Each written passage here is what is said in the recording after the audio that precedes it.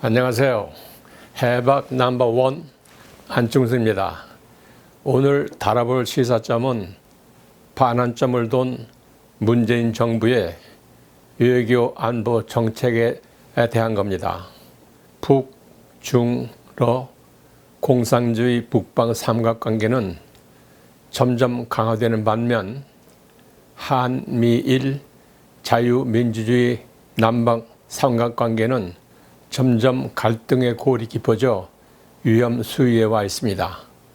특히 일본은 경제 보복으로, 미국은 엄청난 방위비 증액 문제로 한국을 압박하는 반면 북한은 군사 도발로 한미일을 자극하여 한반도 외교 안보 문제가 엉키고 설켜 심각한 수준에 와 있습니다. 지소미아 종료를 불과 6시간 앞두고 한국 정부는 언제든지 지소미아를 종료시킬 수 있다는 전제하에 잠정적으로 종료를 유예함으로써 한미일 안보 협력의 혼선을 막고 한일 갈등을 해결할 수 있는 시간을 갖게 되었습니다. 그 배경에는 지소미아가 한미일 안보 협력의 필요 조건으로 보는 미국의 강력한 압박과 한일 물밑 접촉이 있었을 것으로 보입니다. 한국은 지소미아 종료 유예와 WTO 제소 절차 정지가 수출 규제 협의가 진행하는 한 잠정적이고 조건부라고 강조한 반면 일본은 아무것도 내준 것이 없고 한국이 미국의 압력에 의해 내린 조치로서 일본의 완전 승리라고 주장합니다.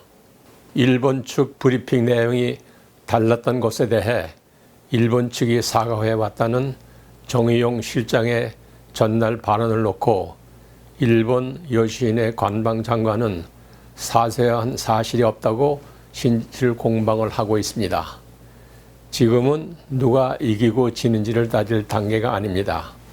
대승적 차원에서 감정적 대립은 접어두고 차분하고 진지한 자세로 근본 문제 해결책을 찾아야 합니다. 수출 규제의 근본 원인은 한국 대법원의 강제징용 배상 판결로 한국에 있는 일본 기업의 재산권을 몰수하려는 데 있습니다. 한일 간의 경제 전쟁으로 한국의 불매운동, 일본 우익 단체의 혐한 시위 등 양국의 우정과 경제적으로 엄청난 손실이 있었습니다. 그래서 일본은 화이트리스트 국가 제외 조치와 3개 수출 품목 수출 규제 철회, 한국은 지속적 지소미아 연장 상태로 돌아가야 합니다. 국민 감정에 편승하여 갈등을 부추기며 감정적 대응을 하는 것은 국익에 아무런 도움이 되지 않습니다. 이번에 어렵게 관계 개선과 현안 해결의 기회를 마련해 놓고도 양국 모두 국내 정치에 발목이 잡혀 발끈하는 식의 감정 대응을 하다가는 해결의 접점을 찾기가 힘듭니다. 오는 12월 중국에서 열릴 한중일 정상회의에서 별도 한일 정상회의를 가지게 되어 있는데 더 큰, 즉 경제와 안보 협력을 얻으려면 우리도 발상의 전환이 필요합니다. 따지고 보면 한국 대법원의 강제징용 피해자 배상 재판과 한국에 있는 일본 기업 자산 압류에 대항해 일본 정부는 전략 물자 수출 규제를 하였고 한국 정부는 지소미아 종료 결정을 하였다가 현재 잠정적으로 유예한 상태입니다. 그래서 강제징용 해법을 풀어야 일본 정부도 적극 움직일 것이고 수출 규제 전 상태로 돌려놓을 수 있을 것입니다. 근래 문희상 국회의장이 제안한 강제징용 해법이 주목을 받고 있습니다. 이 내용의 골자는 한일 기업과 양국 정부 그리고 국민들이 참여하는 이른바 2+2+알파식의 기업 인권 재단 설립입니다. 3천억 원 정도의 기금을 마련해 대법원에서 강제징용 배상 판결이 확정된 원고들 또 위안부 피해자들 및 별도 신청을 받은 피해자들까지 최대 1,500명에게 위자료를 지급한다는 구상입니다. 연간 50억 원의 재단 운영비는 한국 정부가 내고 일본 정부가 위안부 피해자들 위해 이미 출연한 화해치유재단 10억 엔의 잔금 6억 엔, 약 60억 원도 이 재단에 이관한다는 것입니다. 정부보다는 좀 더 유연성이 있는 한일 기업이 중심이 되어 재원을 마련하고 부족한 금액은 양국 국민의 후원금으로 충당한다는 것입니다. 한일의원연맹 간사장인 가와무라 다케오 전 관방장관도 이 해결책은 이 방안뿐이라며 이 안이 12월 중 국회를 통과하면 한일 정상회담에서 아베 총리가 수출 규제를 철회할 수 있다고 밝혔습니다. 한일 갈등을 현실적으로 풀려면 문 의장 안이 최상의 해결 방법이고 일본 정부의 거부감도 낮출 수 있을 것입니다. 일부 피해자 단체는 일본 정부와 해당 기업들의 책임을 면제하고 대법원 판결 취지를 부정하는 것이라고 반대 의사를 표명했지만 갈등만 지속되기보다는 피해자들이 아직 생존해 계실 때 일본 정부로부터 사과는 못 받더라도 배상 문제는 해결하는 것이 현실적입니다. 국익 우선의 실용 외교가 필요합니다. 김대중 전 대통령의 서생적 문제의식과 상인적 현실 감각이 절실합니다. 일본의 경제와 안보 협력은 북한이 계속 군사 도발로 위협하고 있는 상황에서 한국의 안전과 국가 이익에 필수적으로 필요합니다. 외교는 재판이 아닙니다. 두 자르도 선악으로 가를 수 있는 게 아닙니다. 진정한 승리는 항복이나 사과를 받는 것이 아니라 함께 이익을 얻는 것입니다. 이 기회에 과거사 문제로 발목을 잡지 않도록 통 크게 해결하여 자유진영의 이웃나라끼리 평화와 번영을 함께 이루어야 합니다.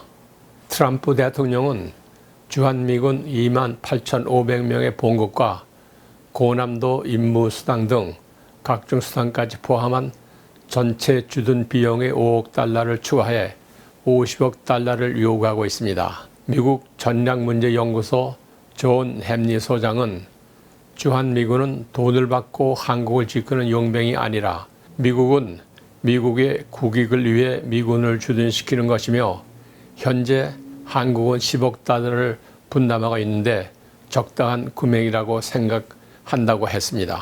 한국은 미국의 파병 요청 시 월남, 이라크 등 항상 군대를 보냈다고 상기하면서 아시아에서 미국의 가치를 공유하는 동맹국과 파트너를 보호하는 것도 매우 중요하며 주한미군은 중국, 북한, 러시아로부터 한국을 보호해야 한다고 강조했습니다. 미국 의회가 초당적으로 한미 동맹에 폭넓은 지지를 보내고 있고 트럼프 행정부의 막대한 인상 요구는 한국 국민의 분노와 미국의 책무에 대한 의구심을 갖게 합니다. 한국이 부자이기 때문에 내년도 방위비를 올해 5배로 올려야 한다는 것은 이치에 맞지도 않고 오랫동안 맺어온 한미 동맹의 정신을 훼손시키는 것입니다. 지난번 서울에서 3차 회의는 80분 만에 미국 측이 박차고 나갔고 이번에 워싱턴에서 4차 협상에서도 의견 해소가 이루어지지 않았습니다. 한국팀은 10억 달러 정도가 적정 수준이라고 하는 반면 미국은 대북 대비 태세 비용을 포함 50억 달러를 받아내려고 고집하고 있습니다. 한국으로선 북한의 군사적 위협 속에서 한미 동맹의 약화라는 이중의 난제에 대응해야만 합니다. 피로 맺어진 한미 동맹의 방위비 문제로 금이 가지 않기를 바랍니다. 월터 샤드 전 주한미군 사령관도 한국은 국내 총 생산 대비 방위비 지출이 가장 높은 국가라며 그 비율이 2.8%에 달한다고 언급한 뒤 미국의 어느 동맹보다 높은 수준이라며 방위 분담금 증액을 위해 동맹을 포기하지 말아야 한다고 말했습니다. 북한의 핵 완전 폐기를 위한 기회의 창이 급속도로 닫히고 있습니다.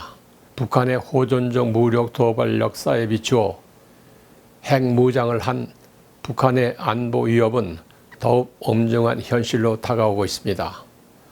동북아에서 한일만 미국의 핵 우선 확정 억지에 의존하는 길어진 상황에서 우리도 핵을 보유해야 한다는 주장도 나오고 있습니다. 핵무장 북한에 대한 경제, 군사 압박을 원하는 한미일과 북한을 은근히 지원하는 중로의 대립구도가 심화되고 있습니다. 핵을 가진 북한은 우리가 원하는 개혁, 개방의 길에서 멀어져 통일 여건 조성이 점점 힘들게 되고 있습니다. 앞으로 북미 실무회담이 재개되더라도 북핵의 완전한 폐기에 합의할 가능성은 적습니다. 북한은 핵 능력의 일부에 불과한 영변 핵시설을 제재 완화와 안전 보장과 맞바꾸려는 입장인데 미국은 최종적이고 완전히 검증된 비핵화의 틀 속에서 해결하려는 교섭 자체가 불가능합니다. 한미동맹 약화는 비핵화도 평화도 다 잃게 되므로 동맹 관리에 힘써야 합니다. 안보가 흔들리면 경제도 흔들립니다. 북핵 폐기와 철통 안보만이 국가 생존의 길이라는 절박함으로 국민 역량을 결집하여야 합니다. 북미 비핵화 협상이 지지부진한 상태에서 북한이 정한 연말 시한이 다가오자 김정은 위원장은 군, 당, 정, 고위 관비 등을 대동하고 백두산 산지연을 방문하였습니다. 2017년 말에도 백두산 등정을 전후해 신형 대륙간 탄도미사일을 발사해 전 세계를 깜짝 놀라게 하였습니다. 김 위원장은 정치 외교적으로 중대 고비마다 백두산 삼지연을 찾아 국정 운영의 중대 결정을 내리곤 했습니다. 금년 내 북미 실무회담이 열리지 못하면 북한은 한반도 군사적 긴장을 고조시키고 남북 군사 합의도 위반할 가능성이 높습니다. 미국도 특수정찰기를 매일 띄워 대북 감시 활동을 철저히 하고 있습니다. 올해 들어 주로 단거리 탄도미사일을 발사하던 북한이 대륙간 탄도미사일까지 발사할 가능성을 염두에 두고 미국은 북한을 정찰 감시하는 동시에 대북 경고까지 하고 있습니다. 트럼프 대통령이 북한에 대해 무력 사용을 언급하고 2017년 말 이후 2년여 만에 다시 김정은을 로켓맨이라 지칭하고 북한의 최선희 외무성 제1부상은 늑다리 망령 또 시작한다고 하며 북한 박정천 인민군 참모장도 미국에 군사적으로 맞대응하겠다고 결기를 보이고 있습니다.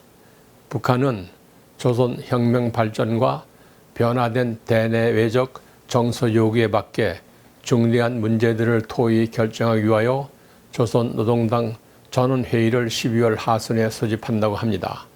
18년 4월 21일에는 핵실험과 ICBM 발사를 중지한다는 모라토리엄을 공식 확정했는데 이번에는 모라토리엄을 취소하며 핵실험 및 ICBM 시험 발사를 재개할 가능성이 있습니다. 그리 되면 북미는 다시 강대간 대결을 하면서 말폭탄을 거듭할 것입니다. 북한은 전투 비행술 대회를 하고 서해 창린도 해안도 사격으로 9.19 군사 합의도 위반했습니다. 최근에는 초대형 방사포를 발사하는 등 올해 들어 13회 미사일을 발사했습니다. 정 국방장관도 강한 힘만이 한반도 평화 프로세스를 뒷받침할 수 있다며 실전 같은 훈련을 실시해 최상의 전투력을 유지해야 한다고 강조했습니다. 북한은 2차 북미 정상회담 결렬 이후 남측의 모든 책임을 떠넘기며 고삐 풀린 망아니처럼 대남 비봉의 수위를 높이고 있습니다. 김정은 위원장은 문재인 대통령의 부산 한아세안 정상회의 초청도 무리하게 거절하고 남측의 금강산 관광시설물을 일반적으로 철거하라고 지시했습니다. 김현철 통일부 장관은 북한의 비위를 거슬릴까봐 저자세로 일부 시설은 낡았다는 듯 북한에 동조하는 발언을 했습니다. 좀 더 단호한 어조로 남한 정부는 북미 정상회담이 잘 되어 제재가 풀리면은 금강산 관광과 개성공단은 재가동할 것이고 남한의 사유재산은 보호되어야 하며 서면으로 철거를 통보하는 무리한 행위를 중단하고 만약 일방적으로 철거 시에는 그에 대한 보상을 요구할 것이라고 단호하게 대처하여야 합니다. 남한의 호의를 무시할 때는 무기력하게 대응하기보다는 필요한 것은 북한이며 우리가 아니라고 단호하게 대처해야 합니다. 또한 한미 동맹을 강화하면서 방위 분담, 유엔사 문제 등 한미가 호혜적이고 서로 윈윈할 수 있도록 원칙에 입각한 협의를 진행하면서 북한에는 굴욕적 대북 정책을 지향하고 단호하게 대처할 필요가 있습니다. 지금 탄핵 위기에 몰린 트럼프 대통령이 와싱턴의 반북 정선을 무시하고 북한과 제재 완화에 빅딜을 할 공사는 적지만 그래도 북미에게 강력한 어조로 비핵화 협상을 촉구하고 한편 북한의 도발에 대비한 한미 공조를 강화해야 합니다. 중국 왕이 외교부장이 12월 4일 방한에 강경화 외부장관과 문재인 대통령을 예방하고 중국은 한국을 포함한 모든 책임 있는 나라들과 함께 공평과 정의의 원칙을 지키고 유엔을 핵심으로 하는 국제 질서를 지키고 다자 무역 체제를 수호할 것이며 중국과 한국 간의 새로운 공동 인식이 형성될 것이라고 생각한다며 은근히 한국이 중국의 입장에 함께 하기를 바란다는 뜻으로 발언하였습니다. 미국의 일방주의가 세계 평화의 최대 위해라고 비난했습니다. 강 장관은 그동안 사드 보복 같은 미진한 부분을 개선할 수 있어 기쁘게 생각한다고 하며 문 대통령도 북한의 비핵화 노력에 적극 협조해달라는 부탁을 했습니다. 제2경제대국인 중국과의 경제협력, 북한의 비핵화 노력은 중국의 도움이 필요합니다. 앞으로 한반도 평화 유지와 자원 개발, 특히 LNG 개발에서 러시아와 협력은 필요한데 이것은 북미 회담이 잘 풀려야 더 빛을 보게 됩니다. 한국은 자유민주주의 국가로 정치적으로는 한미일 공조가 필요하지만 경제적으로는 북방 삼각과도 협조해야 합니다. 그동안 한반도의 4강 외교와 안보에 대해 말씀드렸습니다. 다음 시간에는 문재인 정부의 경제 정책에 대해 말씀드리겠습니다. 오늘의 내용이 마음에 드셨다면 좋아요와 구독을 꾹 눌러주세요. 지금까지 해박 넘버 1 안충수였습니다.